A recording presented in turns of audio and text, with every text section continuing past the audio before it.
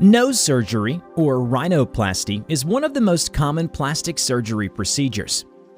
This procedure can help the patient to correct a structural deformity or a functional problem such as reduce or increase the size of the nose, correct the asymmetry of the nostrils, straighten the curvature of the nasal bridge, lift the tip of the nose, change the angle between the nose and upper lip, correct a birth defect or injury, relieve respiratory problems due to deviated septum.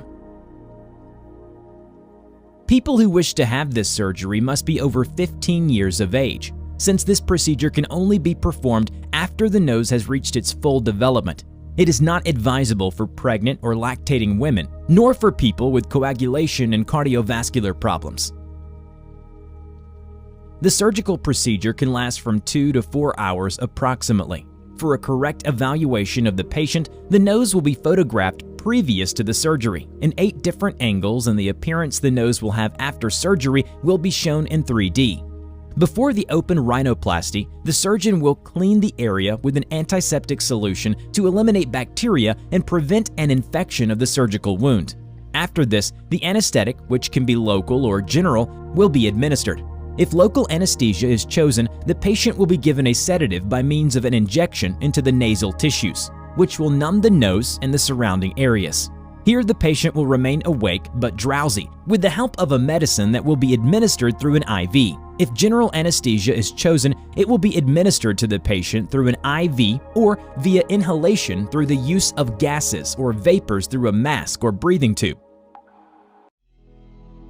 To begin the procedure, the surgeon will make 2 small incisions. The first will be in the columella, which is the tissue located between the nostrils and the base of the nose. Here, with the help of a surgical retractor that serves to separate edges such as tissue, the specialist will access the inside of the nose to then make a second incision that will extend from the columella to the interior of each nostril.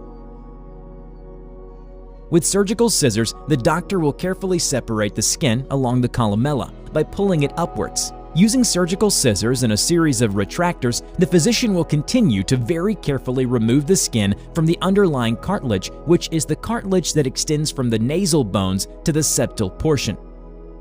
Once the skin of the nose is detached from the nasal bone, the surgeon will be able to make the necessary corrections to the nose. Open rhinoplasty allows the doctor to better modify the nose in patients whose tip is wider or protruding. The specialist may choose to remove a portion of the alar cartilage, which is what helps define the cosmetic contour and nostrils.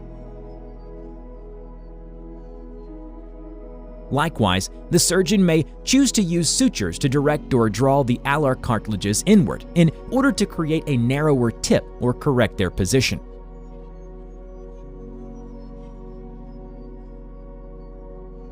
One of the main objectives of rhinoplasty is to remove the dorsal hump, which is normally made up of cartilage and some bone that alters facial harmony. To remove it, the surgeon can opt for the use of an osteotome, which is a similar device to a chisel used to cut bone. Once the doctor has cut away the desired parts of the cartilage and bone, he can use a delicate surgical rasp to gently tap the protuberances of the nasal bones until they are fractured and displaced upward, thus giving the appearance of a more cosmetic nose. On the other hand, the tip of the nose is normally the element that dictates the goal, and for this reason the back is adjusted to the dimensions of the tip.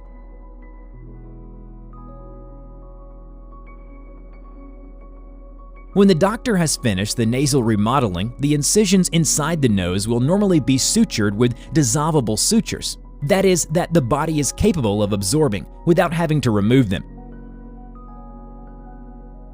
In some cases, it is possible to place nasal splints inside and outside the nostrils to provide support and firmness while the nose heals. Bruises may appear on the face in the following days after the surgery. There can also be a presence of small hemorrhages, headaches, and perceiving a clogged nose.